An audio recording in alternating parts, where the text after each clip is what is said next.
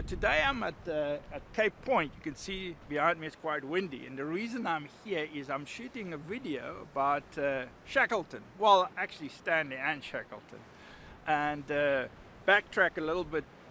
2 weeks ago I thought, well listen, I want to encourage one of my friends, and I want to send him a recommendation on LinkedIn. And I thought, what do you say? I mean, this gentleman has a PhD, he's an engineer, he has lots of other degrees, and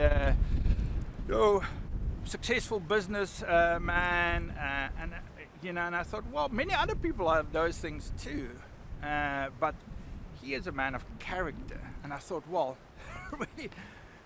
really, isn't that the essence of man, or the essence of being human, a woman, a man, I mean, it is who you are when the chips are down, as they say. If it's not going your way, who do you choose to be?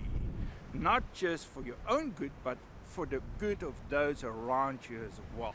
I also were reading, or actually listening to an audiobook at the same time, and the book was Off the Edge of the Map, I Love Explorers by Michael Rank, and a lot of the information I got from that, but also from other sources.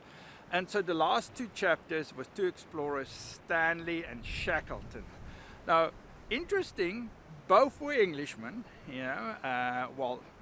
Stanley was technically Welsh, and Shackleton, prided himself about being Irish, although Anglo-Irish, he was Irish, but let's say they were British explorers. A little bit about Henry Morton Stanley. He was actually not born Henry Morton Stanley, was born John Rowlands, and his mother gave him up for adoption. She actually registered him as John Rowlands, in commas, bastard. He grew up in what they would call in the 1900s, 1850, 60, a workhouse as a kid. Some people say he was abused. And I mention this because I want to tell you a little bit about, although we know Stanley is a great explorer, so what on his CV, we could say, who was Stanley? Stanley at 18 went to America, actually became a US citizen. He was a soldier, fought in the Civil War, first on one side and then to the other side. He was a reporter, so New York Herald, and who sent him on a couple of expeditions. The first was the famous one where he was tasked to find Dr. Livingstone, who got so-called missing. Nobody's seen him for 4 years, so he found Livingstone. Then he was tasked to find the source of the Nile, which he did. Then by King Leopold, unfortunately, was tasked to explore the Congo, which he unfortunately also did successfully. And that became a horrible story, because obviously we know King Leopold wasn't very kind to the people living in the Congo. But on the CV, if we look at Stanley, really successful, even stood for Parliament, he got in, retired, in comfort, he was knighted, so, tick, tick, tick, tick.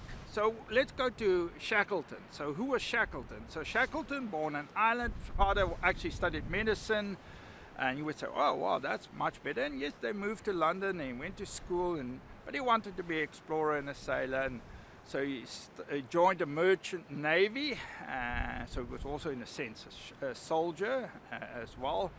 He was an explorer. He stood for Parliament, but he didn't get in. Wasn't very successful in business, and he died young.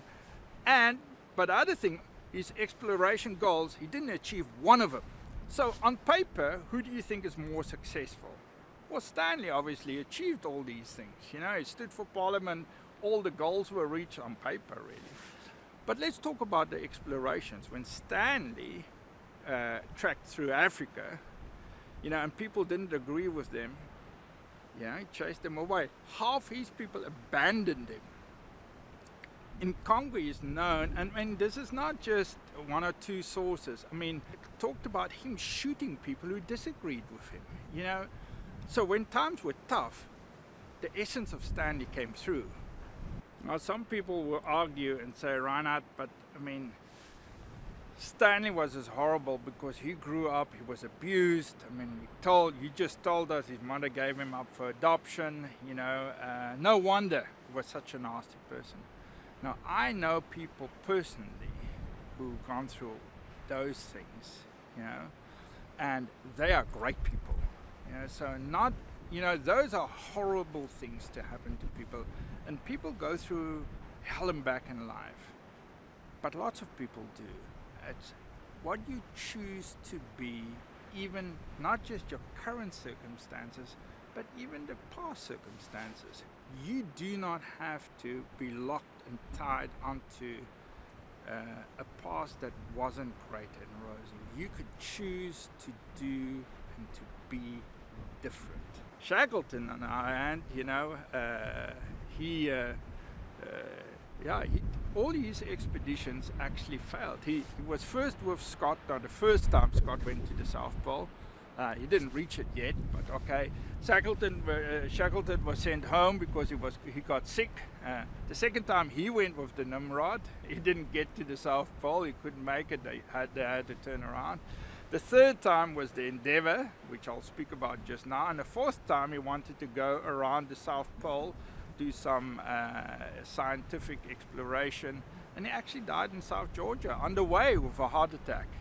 But the mark of Shackleton is very different. The essence of who he was tested in the following story of the Endeavour. So that was the third time he went south. That's why we're at Cape Point. You see, it's windy here. But what happened to Shackleton and the Endeavour was amazing. You know, so what happened is they got trapped by icebergs, and the ship was, you know, stuck on this ice shelf for almost 6 months. And they thought, well, you know, summer comes, it will be set free. But what happened when summer came, the ship started cracking. Long story short, they had to board ship.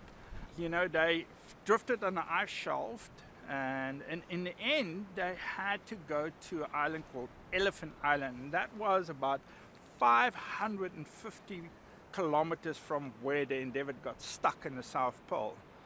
And they did that in life rafts. I mean, all this happened. They eventually reached Elephant Island. That was like almost 16 months after they got stuck first. He kept everybody alive.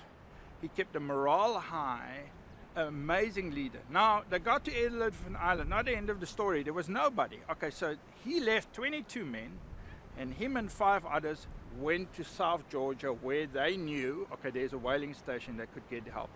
This was an 800-mile journey. This is 1,300 plus or minus kilometers. I mean, today the wind is like a little bit choppy, whatever, it's windy here at Cape Point. I mean, South Pole is that side, right? That side. I mean, treacherous winds. They made it in a small life raft.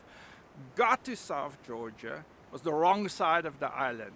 He tracked over the mountain for 30 kilometers. I mean, this is 16 months. They are skin and bone. He got to the whaling station eventually. It took him 4 attempts to get back to that Elephant Island to get and rescue the 22 men. Because, you know, of pack ice, he couldn't go back. It was 103 days when they stayed on Elephant Island, the 22 men. Now, in the book, Michael Rank referred, he said, listen, many people would have given up and said, oh, those 22 guys probably would have been dead, you know, but not Shackleton. Not one person died. You know, on paper, if we compare the two CVs, actually Stanley achieved all these missions. Shackleton didn't do any. But we know Shackleton because of his character. The essence of being human is shown in character. And I want to encourage yourself and me, both of us, to remember that. When the chips are down, who are you really? That is the essence of being human. Are you going to choose right? Not just for you, but for those around you as well. As they would say, subscribe and share, and I want to encourage you to do this. This is part of a video series to really encourage people. So if you find this encouraging, subscribe and also share this to other people that need encouragement.